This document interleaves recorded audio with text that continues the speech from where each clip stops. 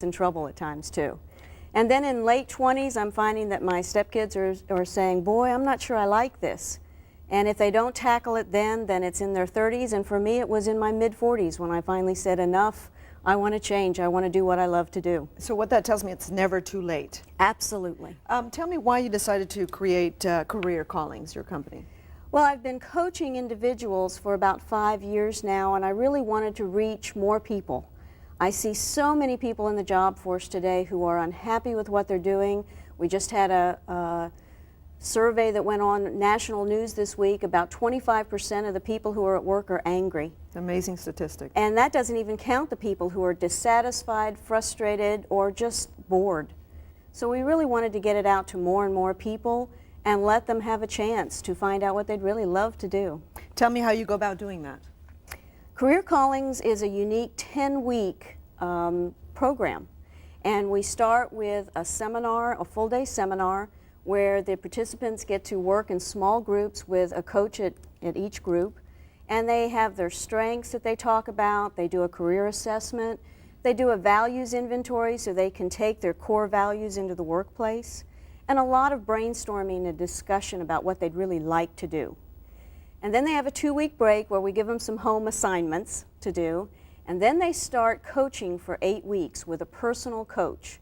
And that's a half-hour phone session a week with a personal coach to work through the linear parts of how to get a good job and what they really want.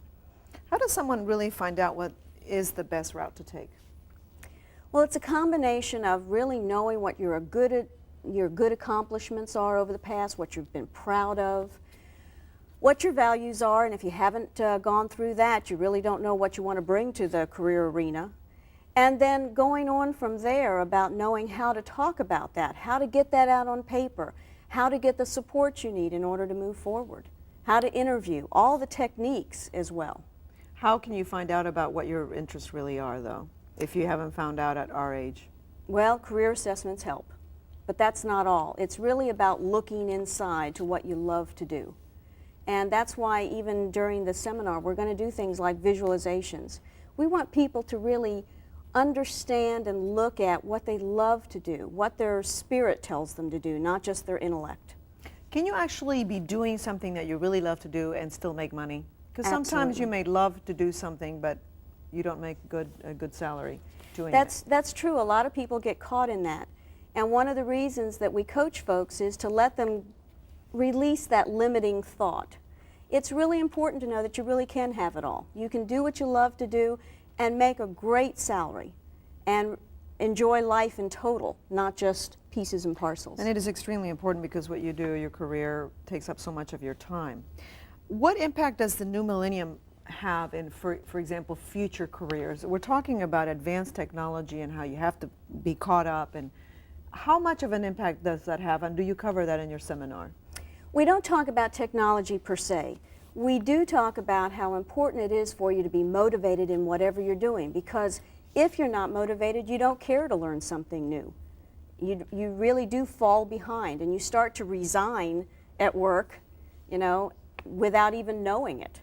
So we really want people to know how to be motivated, and in that motivation, they will want to learn the new technologies and move forward and grow.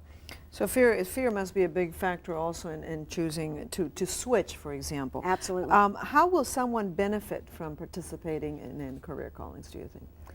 Well, they'll benefit in several ways. Number one, they'll benefit by having a group of people that they're working with at the seminar. And having more people around you just helps you get some confidence. And they'll hear from other people what they see in them and how great they can be. But during the 8-week coaching session, the first week is about turning fears into safety solutions for them so that they don't self-sabotage as they go through. And then to have someone in their corner individually each week really makes a difference. And I see that all the time with people. They have more courage to move forward. Okay, Pamela Grant, thank you so much for coming to Weeknight Edition. Thank you very much. Thank you. In our next story tonight, we take you to the Houston Zoo for a story that will delight bird lovers.